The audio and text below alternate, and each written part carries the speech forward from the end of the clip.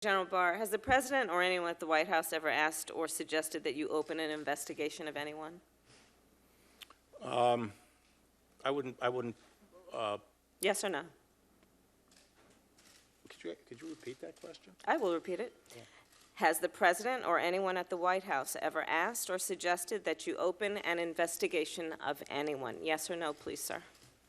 The President or anybody else? Seems you would remember something like that and be able to tell us.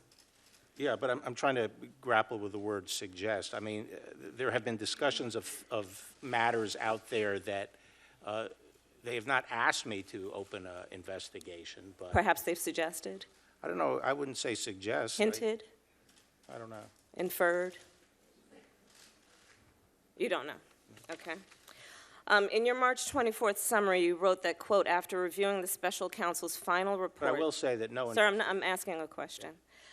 In your March 24th summary, you wrote that, quote, after reviewing the special counsel's final report, Deputy Attorney General Rosenstein and I have concluded that the evidence is not sufficient to establish that the President committed an obstruction of justice offense.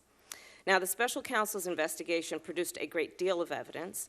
I'm led to believe it included witnesses' notes and emails, witnesses' congressional testimony, witnesses' interviews, which were summarized in the FBI 302 forms, former FBI Director Comey's memos, and the President's public statements. My question is, in reaching your conclusion, did you personally review all of the underlying evidence?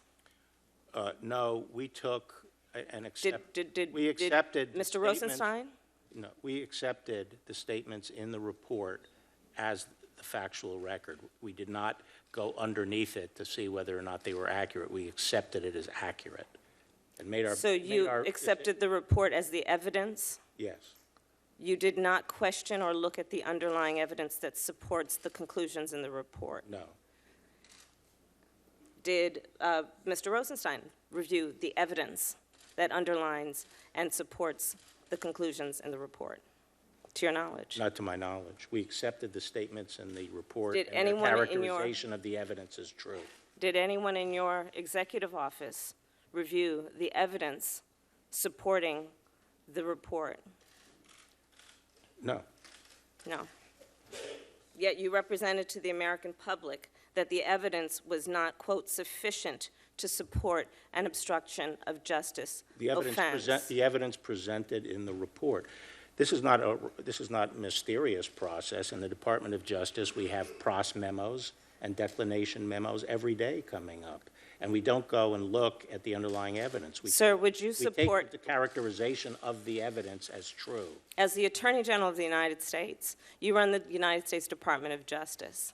If in any U.S. attorney's office around the country, the head of that office, when being asked to make a critical decision about, in this case, the person who holds the highest office in the land, and whether or not that person committed a crime, would you accept them recommending a charging decision to you if they had not reviewed the evidence? Well, that's a question for Bob Mueller. He's the U.S. attorney. He's the one who presents the report.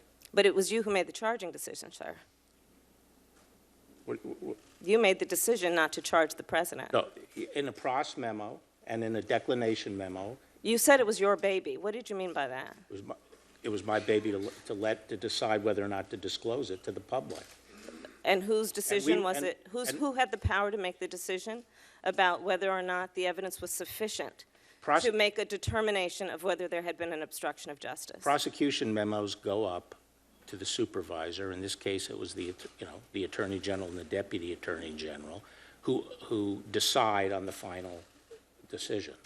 And that is based on the memo as presented by the U.S. Attorney's Office. I think you've made it clear that you've not looked at the evidence. We can move on. I think you've made it clear, sir, that you've not looked at the evidence, and we can move on.